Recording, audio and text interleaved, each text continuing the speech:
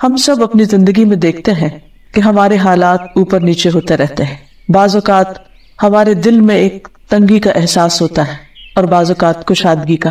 بعض اوقات رزق روزی میں کشادگی ہو جاتی ہے اور بعض اوقات تنگی ہو جاتی ہے. بعض اوقات جگہ انسانوں پر تنگ ہونے لگتی ہیں اور بعض اوقات چھوٹی جگہ بھی انسانوں کے لیے خوشی اور فراخی کا باعث ہوتی ہیں. ان کیفیات سے ہر شخص دوچار ہوتا ہے اور بعض اوقات اسی طرح ایک دن طلوع ہوتا ہے جیسے روزانہ طلوع ہوتا ہے اور انسان کے دل کے اندر ایک امنگ، امید اور خوشی ہوتی ہے، اور دوسرا دن بھی ویسے ہی سورج طلوع ہوتا ہے اسی گھر میں، اسی جگہ، اسی مقام پر، لیکن دل کے اندر ایک عجب سی تنگی محسوس ہوتی ہے، ایک گھٹن کی سی کیفیت ہوتی ہے. یہ دراصل کون کرتا ہے؟ یہ کیسے ہوتا ہے؟ اور بعض اوقات کوشش کے باوجود بھی انسان اس سے دور نہیں ہو سکتا یا اس کیفیت کو اپنے سے دور نہیں کر سکتا. پھر اسی طرح بعض اوقات انسان کی سوچوں میں بھی ایک تنگی یا دل میں ایک تنگی دوسروں کے بارے میں آنے لگتی ہے، اور بعض اوقات انسان دوسروں کے بارے میں بہت وسعت قلب و نظر کا ثبوت دیتا ہے. تو یہ تنگی اور کشادگی کی کیفیت ہر شخص ایکسپیرینس کرتا ہے. بات یہ ہے کہ اللہ سبحانہ وتعالی ہمارے دلوں کا مالک ہے. ہمارے دل اس کے ہاتھ میں ہے، وہ چاہے تو انہیں کھول دے اور وہ چاہے تو انہیں تنگ کر دے. وہ جس سے محبت کرتا ہے اس کا دل ہدایت کے لیے کھول دیتا ہے، اس کا سینہ کشادہ کر دیتا ہے، اور جس کو ہدایت نہیں دینا چاہتا، جسے وہ ناپسند کرتا ہے، اس کا دل تنگ کر دیتا ہے.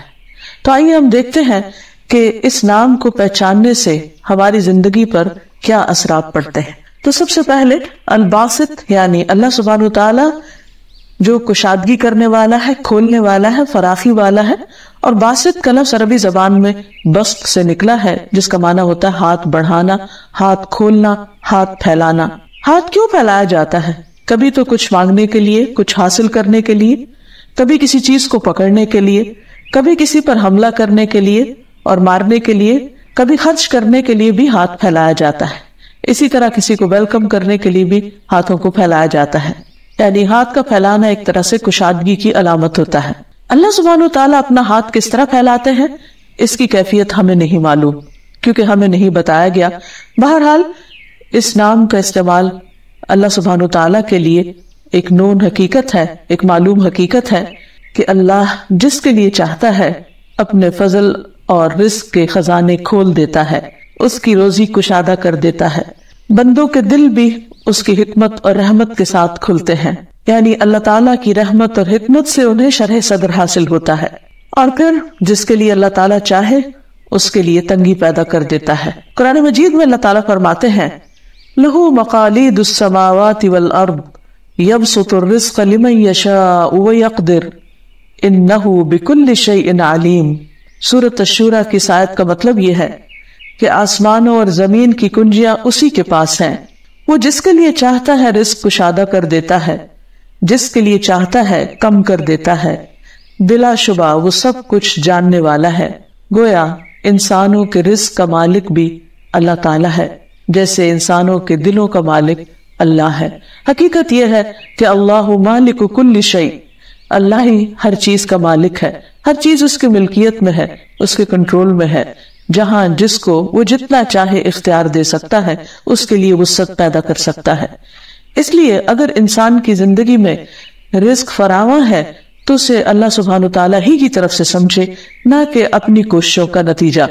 اور اگر انسان کی زندگی میں رزق تنگ ہے یا تنگی آنا شروع ہو جائے تو اس پر بھی ضرور انسان توجہ دے. وہ کون سی ایسی بات ہے کہ جس کی وجہ سے ایسا ہو رہا ہے، کیونکہ بعض اسباب بھی رزق کی تنگی کا باعث بنتے ہیں. اسی طرح ہم دیکھتے ہیں کہ رسول اللہ صلی اللہ علیہ وسلم نے فرمایا، اللہ تعالیٰ نے مجھ سے فرمایا کہ خرچ کرو، تم پر خرچ کیا جائے گا. اور رسول اللہ صلی اللہ علیہ وسلم نے فرمایا، اللہ کا دایاں ہاتھ بھرا ہوا ہے اور رات دن کی فیاضی سے اس میں کمی واقع نہیں ہوتی. کیا تم نہیں دیکھتے کہ جب سے اس نے آسمان اور زمین پیدا کیے ہیں تب سے اس نے کتنی فیاضی کی ہے، کتنا کچھ دیا ہے، لیکن اس کے دائیں ہاتھ میں کوئی کمی واقع نہیں ہوتی. تو گویا اللہ رب العزت چونکہ زمین و آسمان کے سارے خزانوں کا مالک ہے، وہ اپنی مرضی، حکمت اور مصلحت کے تحت جسے چاہتا ہے عطا کرتا ہے، اور جس سے چاہتا ہے اس کو روک لیتا ہے. لیکن وہ ہم سے کیا چاہتا ہے کہ اگر ہم یہ چاہتے ہیں کہ ہمارے لیے رزق کے خزانے کھل جائیں، وسیع ہو جائیں، تو ہم بھی دوسروں کے لیے اپنے خزانوں کو کھول دیں، اپنے دلوں کو کھول دیں. ایک اور بات جو اسلام کو سمجھ کر ہمارے علم میں آتی ہے وہ یہ کہ اللہ تعالیٰ جس کو جتنا چاہتا ہے اتنا عطا کرتا ہے. یعنی اس کی کمیت اور اس کی کیفیت جو ہے، اس کی کوالٹی اور کوانٹٹی کا کنٹرول بھی اللہ سبحانہ تعالیٰ کے ہاتھ میں ہے. قرآن مجید میں اللہ تعالیٰ فرماتے ہیں اللہ یبسط الرزق لمن یشاء ویقدر وفرحوا بالحیاۃ الدنیا وما الحیاۃ الدنیا فی الآخرۃ الا متاع. اللہ رزق فراخ کر دیتا ہے جس کے لیے چاہتا ہے اور تنگ کر دیتا ہے جس کے لیے چاہتا ہے. یعنی یہ خالصتاً اس کی مشیت پر مبنی ہے. اور وہ دنیا کی زندگی پر خوش ہو گئے، حالانکہ دنیا کی زندگی آخرت کے مقابلے میں تھوڑے سے سامان کے سوا کچھ نہیں. یعنی انسان پر اگر رزق زیادہ ہو جاتا ہے، فراواں ہو جاتا ہے، تو ضروری نہیں کہ اس میں اللہ تعالیٰ کی رضا بھی شامل ہو. یعنی ایسے لوگوں پر اللہ تعالیٰ خوش بھی ہو. اور اگر کسی پر رزق تنگ ہو جاتا ہے تو اس کا یہ مطلب نہیں کہ یہ اللہ تعالیٰ کی ناراضگی ہی کا باعث ہوگا. اسی طرح اگر کسی پر رزق تنگ ہو جاتا ہے تو ضروری نہیں کہ اللہ سبحانہ تعالیٰ اس پر ناراض ہو کر ہی اس کا رزق تنگ کرے. یہ اس کی مشیت پر مبنی ہے کیونکہ وہ جو چاہے کر سکتا ہے. ایک اور جگہ پر فرمایا ان اللہ یرزق من یشاء بغیر حساب.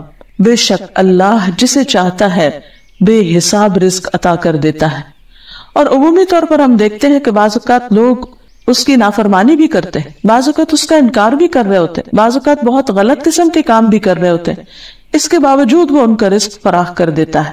اور اس کے برعکس بعض اوقات لوگ اللہ تعالیٰ کے عبادت گزار ہوتے ہیں، فرما بردار ہوتے ہیں، اچھے کام بھی کر رہے ہوتے ہیں، لیکن ان کا رزق تنگ ہو جاتا ہے کیونکہ یہ اللہ سبحانہ تعالیٰ کی اپنی مشیت اور اپنی چاہت پر مبنی ہے اور اس کی حکمت کا تقاضا ہے کہ وہ ایسا کرے. اس کے اسباب، اس کی وجوہات اسی کے علم میں ہے اور اس کا کوئی فیصلہ بھی غلط نہیں ہوتا یا ظلم پر مبنی نہیں ہوتا. ہاں، بعض اسباب کا ذکر اس نے اپنی کتاب میں کیا ہے. مثلا قرآن مجید کی ایک آیت میں آتا ہے وَلَوْ بَسَطَ اللَّهُ الرِّزْقَ لِعِبَادِهِ لَبَغَوْا فِي الْأَرْضِ وَلَكِنْ يُنَزِّلُ بِقَدَرٍ مَا يَشَاءُ إِنَّهُ بِعِبَادِهِ خَبِيرٌ بَصِيرٌ. اور اگر اللہ اپنے سب بندوں کو وافر رزق عطا کر دے تو وہ زمین میں سرکشی سے ادھم مچا دے. یعنی اللہ تعالیٰ سب کو بے حساب دے سکتا ہے، لیکن کیوں نہیں دیتا؟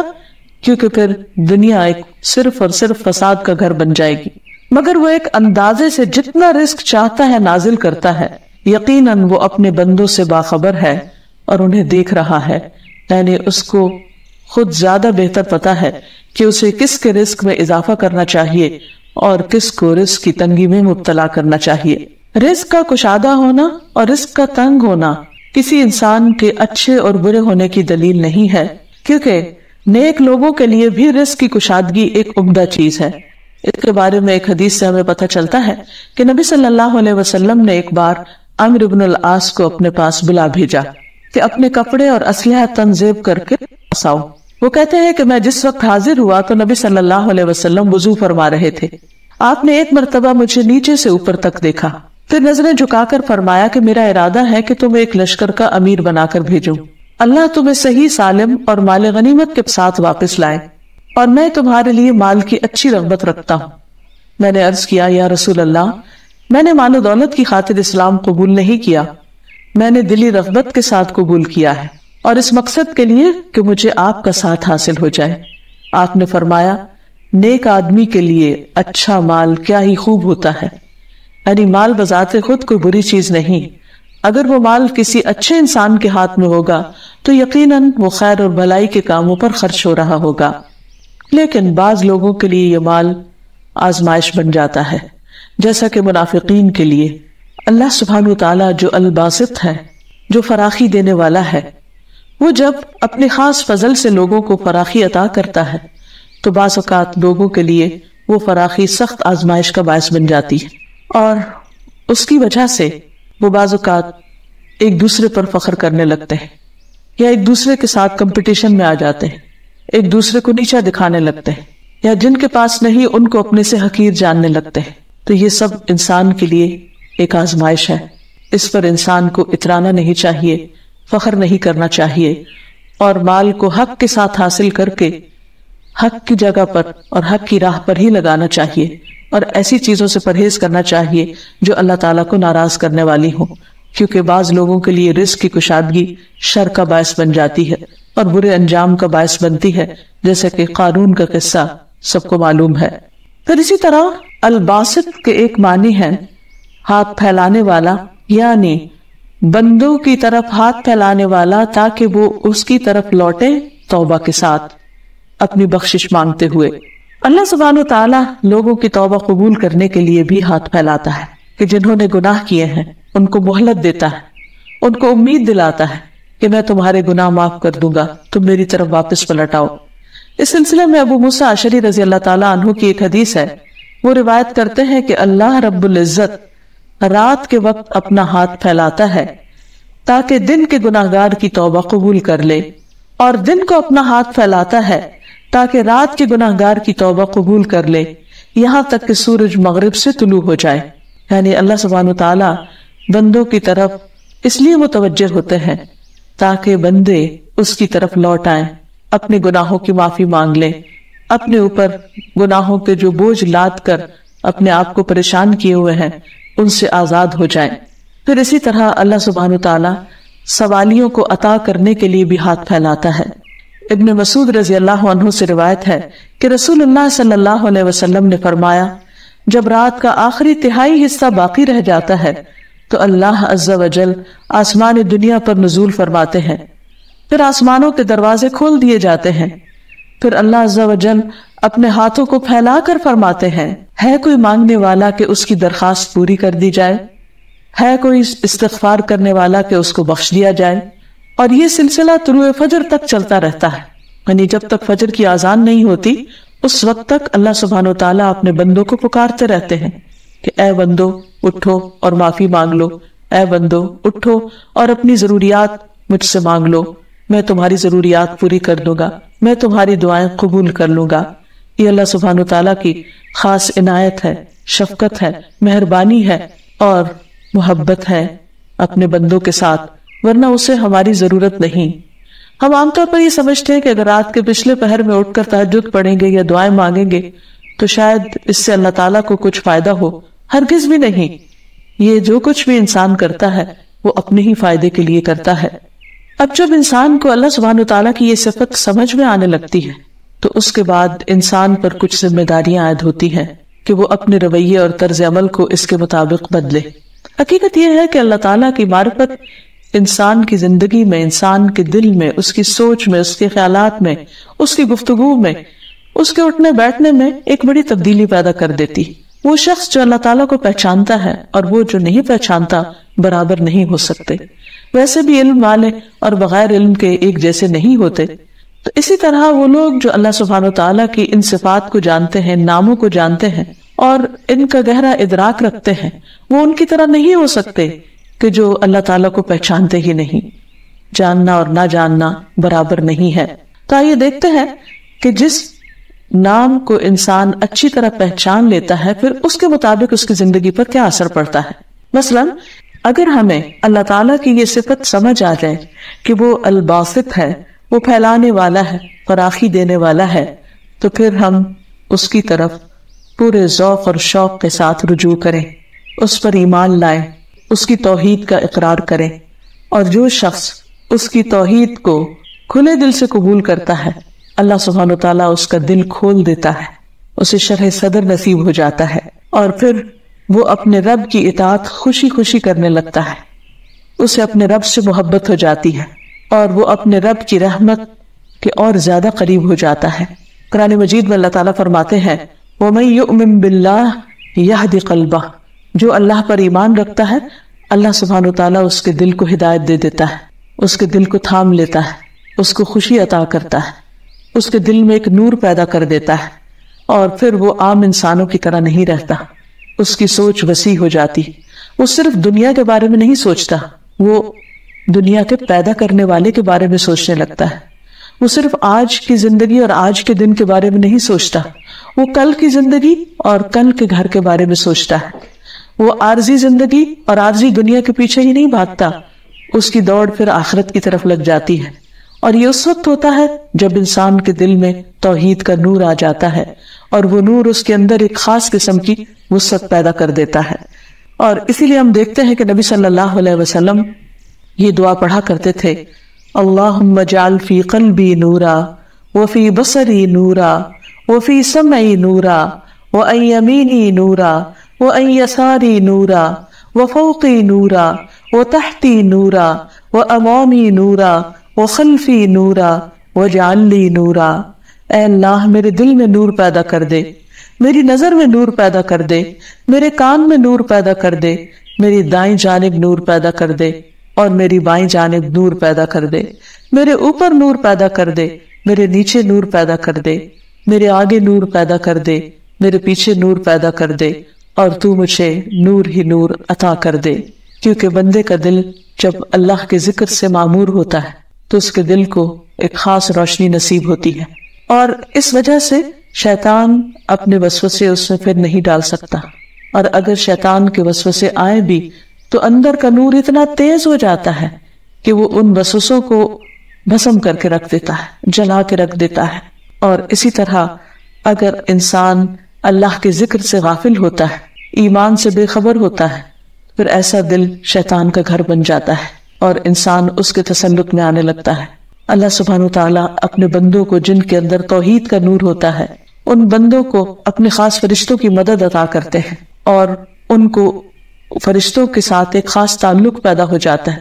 وہ فرشتے ان کے لیے دعائیں بھی کرتے ہیں، اور اس طرح ان کی زندگی میں مشکل سے مشکل حالات اور تکلیف دہ سے تکلیف دہ سچویشن میں بھی ان کے اندر تنگی اور گھبراہٹ پیدا نہیں ہوتی.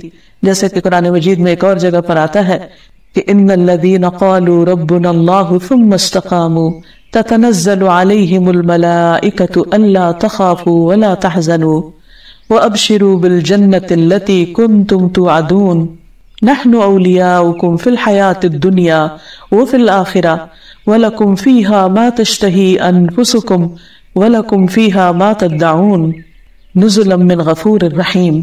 إِنَّ الَّذِينَ قَالُوا رَبُّنَا اللَّهُ، بے شک وہ لوگ جنہوں نے کہا کہ ہمارا رب اللہ ہے، ثُمَّ اسْتَقَامُوا، پھر انہوں نے اس پر استقامت اختیار کی، وہ اس پر جم گئے.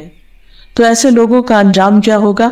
تَتَنَزَّلُ عَلَيْهِمُ الْمَلَائِكَةُ، ان پر فرشتے نازل ہوتے ہیں، ان پر فرشتے اترتے ہیں، اور وہ آ کر ان کو تسلی دیتے ہیں کہ اللہ تخافوا ولا تحزنوا، کہ تم نہ خوف کھاؤ نہ غم کھاؤ. نحن اولیاؤکم فی الحیات الدنیا، ہم دنیا کی زندگی میں تمہارے دوست ہیں، وفی الآخرہ، اور آخرت میں بھی. وَلَكُمْ فِيهَا مَا تَشْتَهِي أَنفُسُكُمْ، اور وہاں تمہارے لیے وہ سب کچھ ہوگا جس کی تم خواہش کرو گے. وَلَكُمْ فِيهَا مَا تَدَّعُونَ، اور جو تم طلب کرو گے، جو مانگو گے، وہ تمہیں دیا جائے گا، اور یہ رب رحیم کی طرف سے ایک مہمانی ہوگی. تو گویا جو شخص اللہ سبحانہ وتعالیٰ پر سچے دل سے ایمان لے آتا ہے، اللہ تعالیٰ اس کے دل میں نور پیدا کر دیتا ہے، اور فرشتوں کے ساتھ اس کا تعلق پیدا ہو جاتا ہے، اور پھر انسان تنگی میں بھی وسعت محسوس کرتا ہے، گھبراہٹ میں بھی امن میں ہوتا ہے، اور اس دنیا میں بھی اور اگلی دنیا میں بھی. ایسے ہی لوگوں کے لیے قبریں بھی وسیع ہو جائیں گی، جنت کے باغوں میں سے باغ بن جائیں گی. ایسے لوگوں کے لیے حشر کے دن بھی گھبراہٹ نہ ہوگی، اور وہ عرش الہی کے سائے تلے ہوں گے. ایسے لوگ امن کے ساتھ جنت میں داخل ہو جائیں گے. اس امن اور اس وسعت کو انجوائے کرنے کے لیے ضروری ہے کہ ہم اللہ سبحانہ وتعالیٰ کی اس صفت کو سمجھیں اور اس کے مطابق اپنے اندر بھی وسعت لائیں. اور جب انسان اپنے اندر وسعت لاتا ہے تو پھر وہ بندوں کا بھی خیرخواہ بن جاتا ہے. وہ بندوں سے لینے والا نہیں، بندوں کو دینے والا بن جاتا ہے. اور کوئی بھی شخص بندوں کو دے نہیں سکتا جب تک کہ اس کے اپنے دل میں وسعت نہ ہو.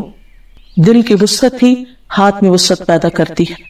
دل کی وسعت ہی انسان کے لیے دوسروں کے بارے میں ان کی خطائیں معاف کرنے کا ذریعہ بنتی ہے، اور ان کے لیے انسان کا دل بڑا ہو جاتا ہے. اور اسی طرح وہ لوگ جن کے دل بڑے ہوتے ہیں پھر ان کے کام بھی بڑے ہوتے ہیں. چھوٹے دلوں والے چھوٹے کام کرتے ہیں، اور بڑے دلوں والے بڑے بڑے کام کرتے ہیں، کیونکہ ان کی سوچیں بھی وسیع ہو جاتی ہیں.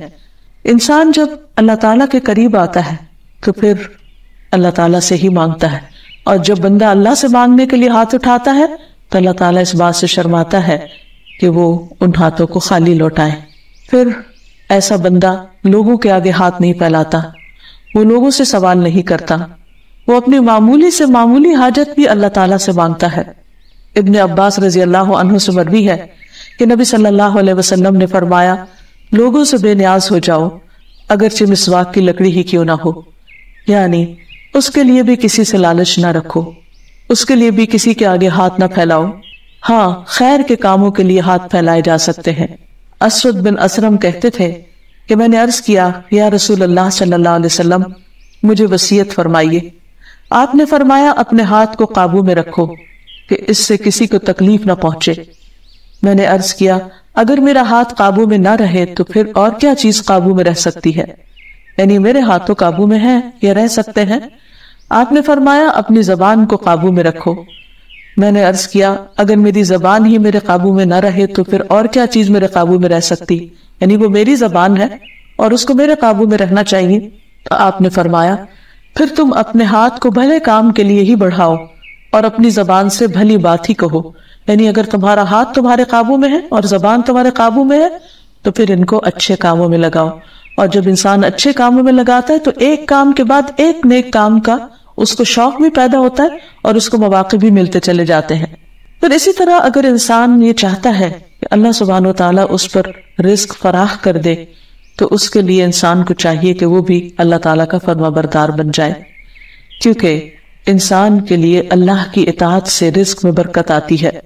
برکت کا مطلب ضروری طور پر یہ نہیں ہوتا کہ مال کی تعداد میں زیادتی ہو جاتی ہے، یعنی کاؤنٹنگ بڑھ جاتی ہے، بلکہ تھوڑا رزق بھی اس کے لیے بہت زیادہ محسوس ہوتا ہے.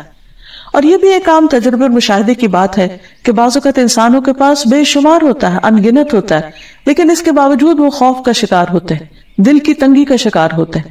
اور بعض لوگوں کے پاس بس ضرورت کا ہوتا ہے، لیکن اس کے باوجود وہ فکر مند نہیں ہوتے، غمگین نہیں ہوتے، وہ اس میں بھی خوش رہتے ہیں اور اس تھوڑے میں بھی ان کے لیے بہت برکت ہو جاتی ہے. پھر اسی طرح عبداللہ بن مسعود رضی اللہ عنہ سے روایت ہے، وہ کہتے ہیں کہ رسول اللہ صلی اللہ علیہ وسلم نے فرمایا، جو چیز تمہیں جنت کے قریب کر سکتی ہے میں نے تمہیں اس کا حکم دے دیا ہے، اور جو چیز تمہیں جہنم کے قریب کر سکتی تھی میں نے تمہیں اس سے منع کر دیا ہے. روح القدس یعنی جبریل نے میرے دل میں یہ بات ڈالی ہے کہ کوئی جان اپنے رزق کی تکمیل کے بغیر نہیں مرتی، یعنی ہر شخص اپنا رزق پورا کر کے ہی مرتا ہے. بس تم اللہ تعالیٰ سے ڈرو اور رزق کی تلاش میں میانہ روی اختیار کرو. کہیں ایسا نہ ہو کہ رزق کا مؤخر ہونا تمہیں اس بات پر اکسا دے کہ تم اللہ تعالیٰ کی نافرمانیاں کر کے اس کی تلاش میں پڑ جاؤ. یاد رکھو، جو کچھ اللہ تعالیٰ کے پاس ہے وہ اس کی اطاعت کر کے ہی حاصل کیا جا سکتا ہے. یعنی اگر تم چاہتے ہو کہ تم پر رب کی نوازشیں ہو تو تم بھی اس کی طرف رجوع کرو، جیسا کہ قرآن مجید میں آتا ہے کہ اذا سألک عبادی انی فانی قریب، جب میرے بندے آپ سے میرے بارے میں پوچھے تو آپ بتا دیجئے کہ بے شک میں قریب ہی ہوں. اجیب دعوت الداع اذا دعانی، میں پکارنے والے کی پکار کا جواب دیتا ہوں جب بھی وہ مجھے پکارتا ہے. فلیستجیبوا لی، چاہیے کہ وہ بھی میری بات مانے. یعنی اگر انسان یہ چاہتا ہے کہ اس کی دعا قبول ہو تو اسے چاہیے کہ وہ اللہ تعالیٰ کا فرما بردار بنے، کیونکہ الیہ یصعد الکلم الطیب، اللہ تعالیٰ کی طرف پاکیزہ کلمات اٹھتے ہیں، یعنی اوپر جاتے ہیں. والعمل الصالح یرفعہ، اور نیک اعمال ان کو اوپر اٹھاتے ہیں، وہ کیریئر بن جاتے ہیں. اسی طرح رزق میں وسعت اور برکت کے لیے بھی نیک اعمال انسان کو فائدہ دیتے ہیں. ایک اور چیز اس سلسلے میں یہ بھی یاد رہے کہ انسان حلال ذرائع ہی اختیار کرے. رسول اللہ صلی اللہ علیہ وسلم نے فرمایا، رزق حاصل ہونے میں تاخیر کی وجہ سے مایوس نہ ہو، کیونکہ مرتے دم تک بندے کے نصیب کا جو رزق ہے وہ اس تک پہنچ کر رہے گا. اس لیے میانہ روی کے ساتھ رزق کی تلاش میں رہو اور حلال روزی اختیار کرو اور حرام چھوڑ دو. پھر اسی طرح آپ صلی اللہ علیہ وسلم نے یہ بھی خبردار کیا کہ فراخی رزق کے لیے لوگ حرام طریقے اختیار کرنا شروع کر دیں گے. نبی صلی اللہ علیہ وسلم نے فرمایا، لوگوں پر ایک ایسا زمانہ آئے گا کہ انسان کوئی پرواہ نہیں کرے گا کہ جو کچھ اس نے حاصل کیا ہے وہ حلال سے ہے یا حرام سے، یعنی رزق کے معاملے میں وہ کانشیس نہیں رہے گا. تو اس سلسلے میں بھی یاد رہے کہ چونکہ الباسط اللہ سبحانہ و تعالیٰ ہے، فراخی دینے والا وہ ہے، لہذا انسان اللہ سبحانہ و تعالیٰ سے فراخی کی امید رکھتے ہوئے حلال طریقوں کو ہی اختیار کرے۔ پھر یہ ہے کہ فراخی رزق پر شکر گزار بن جائے اور تنگی آنے پر صبر کرنے والا بن جائے۔ نبی صلی اللہ علیہ وسلم نے فرمایا، قیامت کے دن اللہ تعالیٰ فرمائیں گے، اے ابن آدم، میں نے تجھے گھوڑوں اور اونٹوں پر سوار کیا اور عورتوں سے تیرا نکاح کیا، میں نے تجھے اس حال میں رکھا کہ تم سردار تھے، لگان وصول کرتے تھے، فَأَيْنَ شُكْرُ ذَلِكَ، تو ان تمام چیزوں کا شکر کہاں ہے؟ تو اس سے پتہ یہ چلتا ہے کہ اللہ سبحانہ تعالیٰ بندے کو جو کچھ دیتا ہے اس کے جواب میں اللہ تعالیٰ کو بندے سے کوئی چیز نہیں چاہیے۔ ہاں، وہ اس بات کا مطالبہ ضرور کرتا ہے کہ بندہ ان نعمتوں کو پا کر اللہ کی دی ہوئی فراخی کو حاصل کر کے اس کا شکر گزار بن جائے۔ پھر اسی طرح یہ ہے کہ فراخی رزق میں رب کو نہ بھولے، کیونکہ جب انسان کو کچھ ملنے لگتا ہے تو وہ اس مال کے اندر کھو جاتا ہے اور دینے والے کو بھول جاتا ہے۔ اس سلسلے میں اللہ تعالیٰ قرآن مجید میں کچھ لوگوں کی صفت بیان کرتے ہوئے فرماتے ہیں، رجال لا تلہیہم تجارت ولا بیع عن ذکر اللہ واقام الصلاة وایتاء الزکاة یخافون یوما تتقلب فیہ القلوب والابصار۔ سورۃ النور۔ وہ مرد جنہیں اللہ کے ذکر، اقامت صلاۃ سے نہ تجارت غافل کرتی ہے اور نہ خرید و فروخت، وہ اس دن سے ڈرتے رہتے ہیں جس میں دل اور آنکھیں اکڑ جائیں گی۔ یعنی کچھ لوگ اللہ کے ایسے بندے بھی ہیں کہ جن کے پاس جب رزق زیادہ آتا ہے تو بھی وہ اللہ کی یاد میں کسی قسم کی کمی نہیں کرتے اور اقامت صلاۃ سے غافل نہیں ہوتے، زکوٰۃ دینا نہیں بھولتے۔ گویا کہ انسان کے لیے مال آزمائش ہے، اور وہ آزمائش کیا ہے کہ جب وہ مال انسان کو حاصل ہوتا ہے تو کیا پھر بھی وہ اللہ تعالیٰ کو یاد رکھتا ہے؟ تو ایسے لوگ جو اللہ کے پسندیدہ ہیں، جن کے دلوں میں نور ہوتا ہے، ایمان ہوتا ہے، وہ دنیا کی تمام نعمتوں میں ہوتے ہوئے بھی اپنے رب کو یاد رکھتے ہیں، جس طرح وہ مال کو کماتے ہوئے اپنے رب کو یاد رکھتے ہیں۔ حقیقت یہ ہے کہ انسان کے پاس جو مال آتا ہے اس کے لیے انسان کو محنت اور کوشش کرنی پڑتی ہے، اور محنت اور کوشش کی مثال ایسی ہے کہ جیسے مثال کے طور پر اگر کسی انسان کو بتایا جائے کہ تمہارے لیے پہاڑ کی چوٹی پر 1 کلو سونا رکھا ہوا ہے، وہ تمہارے ہی نام کا ہے، تمہارے ہی حصے کا ہے، تمہیں ہی ملے گا، لیکن اس کے لیے تمہیں کوشش کرنا پڑے گی، اور وہ کوشش یہ کہ پہاڑ کی چوٹی تک تمہیں جانا پڑے گا۔ اب اگر انسان یہ سوچے کہ اگر وہ میرے ہی نام کا ہے تو میرے پاس خود ہی آ جائے گا، تو وہ لڑک کر نہیں آئے گا نیچے، انسان ہی کو اوپر چڑھنا پڑے گا، اور بعض اوقات اوپر چڑھنے کے لیے انسان کو سخت محنت کرنا پڑتی۔ تو رزق کے کمانے میں بھی انسان کو محنت کرنی پڑتی ہے، لیکن کمانے کے بعد جو کچھ اس کو ملتا ہے وہ دراصل اللہ کا فضل ہوتا ہے، کیونکہ ہم دنیا میں دیکھتے ہیں کہ بعض اوقات انسانوں کے پاس محنت کے باوجود بھی کچھ حاصل نہیں ہوتا، یعنی ان کی آزمائش اس میں بھی ہوتی ہے کہ وہ محنت کرتے ہیں، بار بار کرتے ہیں، لیکن فائدے کی بجائے خسارہ ہونے لگتا ہے۔ ایک ہی جیسی محنت ہوتی ہے، ایک وقت میں اس محنت کا کئی گنا زیادہ پھل مل جاتا ہے، اور دوسری جگہ اس کے وہ نتائج سامنے نہیں آتے۔ مثلاً آپ دیکھیے کہ کسان ہے، ایک باغ لگاتے ہیں، ایک سال اس پر خوب پھل آتا ہے اور دوسرے سال اس پر پھل نہیں آتا، حالانکہ وہی محنت ہوتی ہے جو ایک سال میں کی گئی ہوتی ہے، لیکن دوسری دفعہ اس کا وہ نتیجہ نہیں آتا۔ تو اس سے اللہ سبحانہ وتعالیٰ یہ فرق پیدا کر کے دراصل بتانا یہ چاہتا ہے کہ اے بندے، صرف تیری محنت کچھ نہیں کر سکتی جب تک کہ اللہ کا فضل شامل حال نہ ہو، اور جب وہ شامل ہو جاتا ہے تو وہی زمین تمہارے لیے رنگ لاتی ہے اور تمہارے لیے بہار بن جاتی ہے اور تمہارے لیے کئی گنا زیادہ فائدہ ہو جاتا ہے۔ اسی طرح بعض اوقات یہ بھی دیکھا گیا ہے کہ بہت بڑی بڑی ڈگریاں رکھنے والے بعض اوقات ان کے پاس کوئی جاب نہیں ہوتی، اور بعض اوقات بالکل ان پڑھ لوگ جن کو ایک لفظ بھی نہیں آتا، جو صرف انگوٹھا لگا کر کام کرتے ہیں، ان پر اللہ سبحانہ تعالیٰ کا بہت بڑا فضل ہوتا ہے، بہت بڑی رحمت ہوتی ہے۔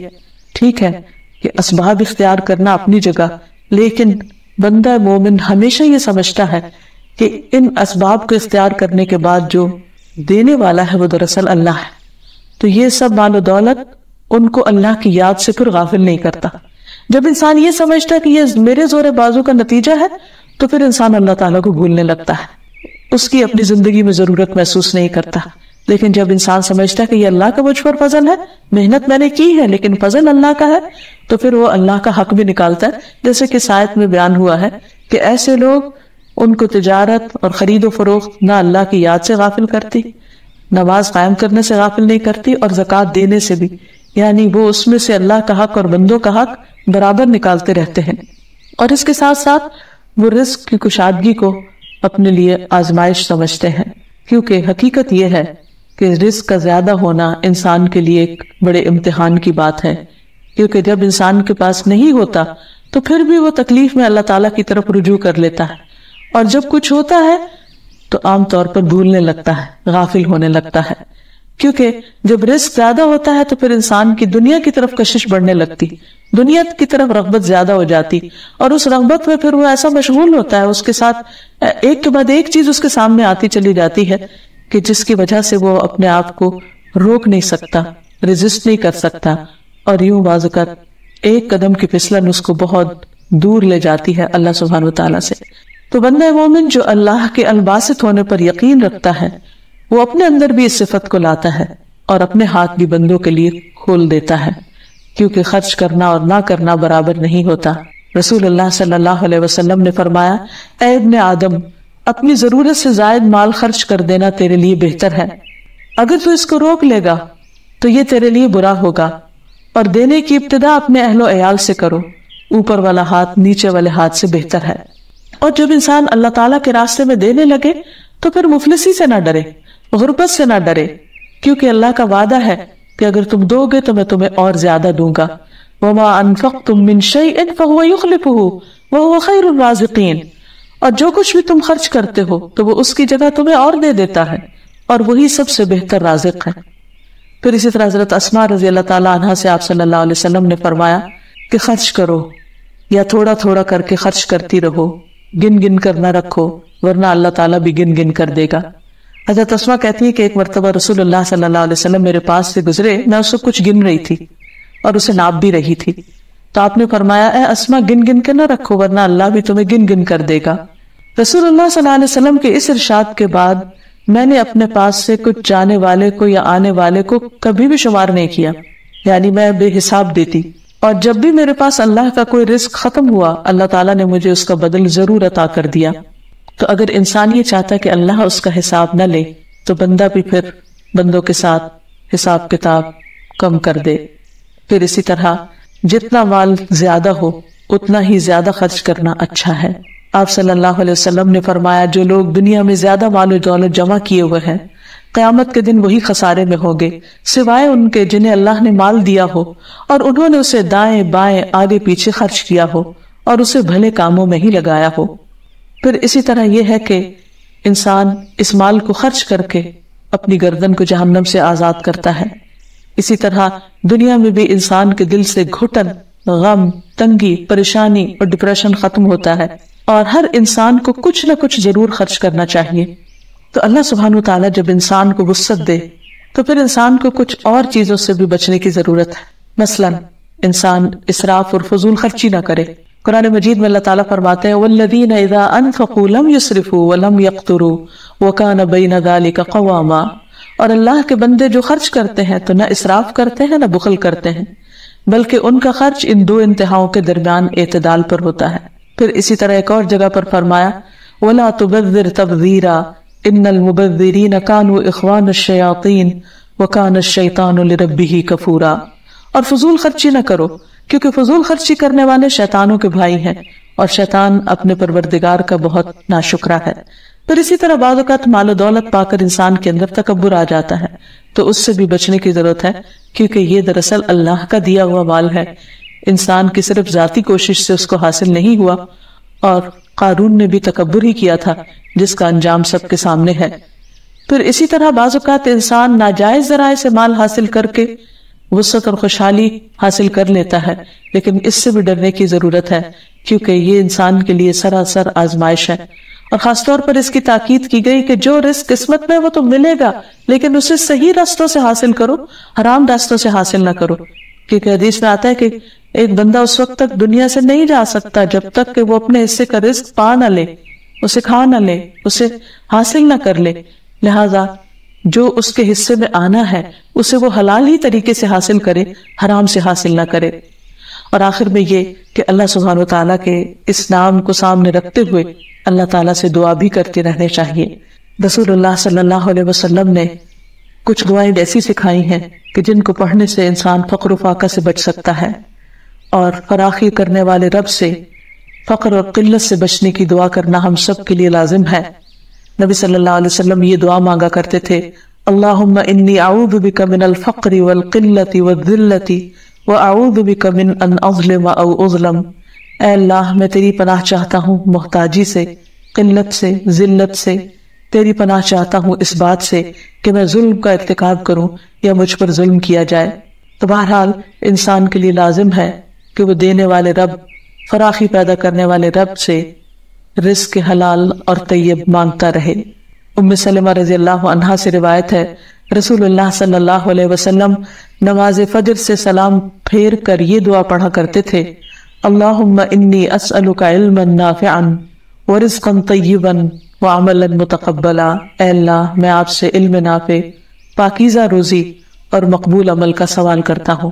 اللہ سبحانہ وتعالی ہمیں وسعتوں سے نوازے اور دنیا اور آخرت کی تنگیوں سے محفوظ رکھے۔